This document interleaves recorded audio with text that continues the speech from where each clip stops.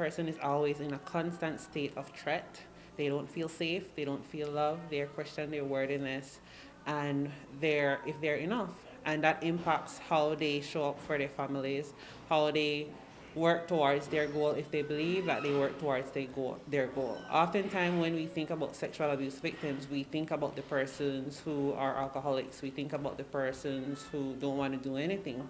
But I also wanted to highlight today is talking about persons who use social appropriate form of coping, such as they work well in their academic performance or their job performances, but they struggle internally, and they're the one that struggle with depression that no one realizes. They're the one that it's hard for them to be able to really and deeply connect with people, and that also affect their offspring.